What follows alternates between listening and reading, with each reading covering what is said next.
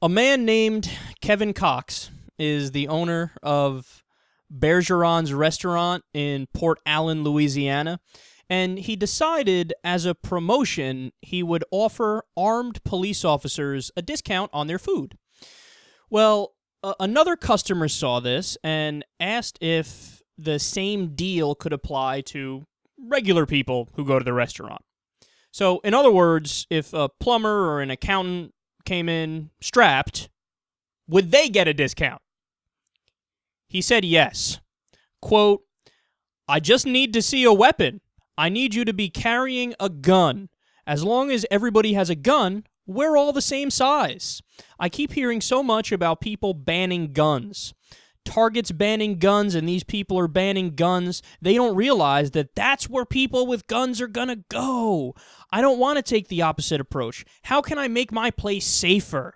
My friends and relatives would come in with their guns on their holster. I felt good about that.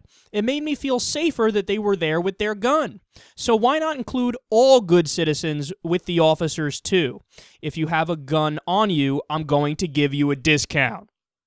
More from Raw Story, quote, "There's so many people who are trying to take our guns away, and the government makes stricter gun laws. They forget that we're given the right in the Constitution to keep and bear arms."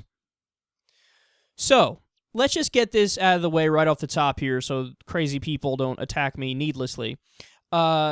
Am I in favor of somebody who owns a restaurant on their own private property doing whatever the fuck they want on that private property? So if you own a restaurant and you decide that you want to give people a discount if they have weed on them, by all means, go ahead and do it. If you own a restaurant and you're just like this jackass who wants to give people a discount when they carry a gun, whatever, man. I mean, look, I don't like the fact that you're encouraging people to carry guns, but it's your restaurant, your decision. You can go right ahead and do that if you so please.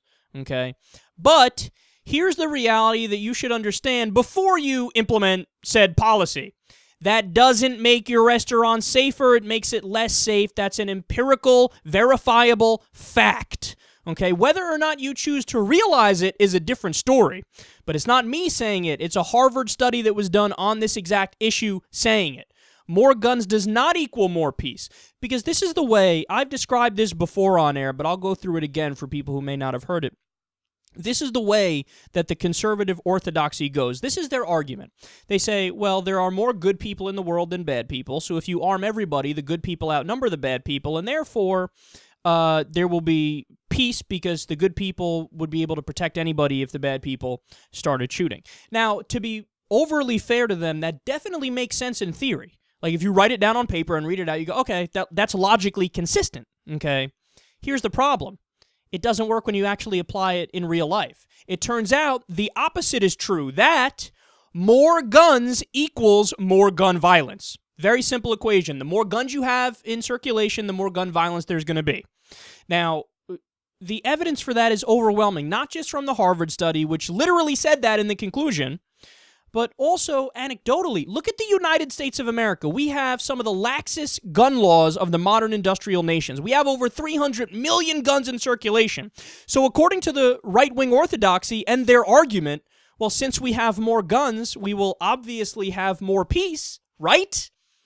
So compare us to places that don't have as many guns, and whichever one has more peace, that proves who's right. And what's the reality?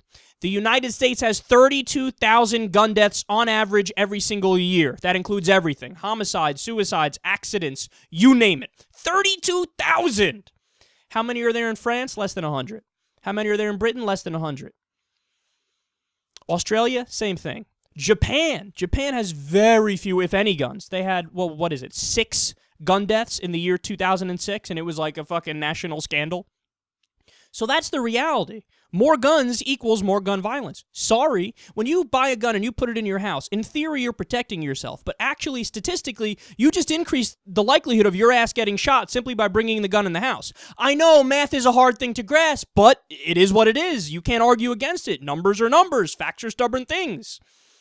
So that's the reality. Again, if they want to go ahead and do this and be silly, by all means, go ahead. But just know the reality. You're actually putting people in danger. See, in their mind, they think like, well, the people who come to my restaurant are good people, so if they're armed, everything will be okay. But that disregards maybe one of them snaps and has a psychotic breakdown and kills people. Or maybe there's just an accident. But if there's no guns laying around, you can't have people getting shot. But if there are guns there, they're going to get shot. And finally, last thing, the idea that the Second Amendment was for people to carry handguns into a restaurant in the year 2014. That's what the founders were thinking when they wrote it. No, you know what the founders were thinking about?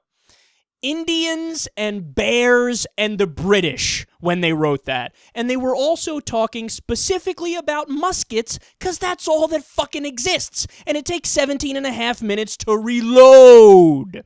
Today, it takes no time at all, right? It's very quick. So, just for fuck's sake, learn some history. And also understand the Second Amendment was never about an individual's right to bear arms. They say in the amendment itself, it's for a militia. Are you in a fucking militia? If you want to be literal, if you're in a militia, you have a right to a musket. There, if we're being literal about the Second Amendment. I love how they think they're being literal when they say, yeah, I could carry my handgun into a restaurant. And by the way, even Antonin Scalia, one of the most conservative justices in Supreme Court history, agrees with us and says, no, of course the government can, regulate different kinds of guns because those guns didn't exist back then.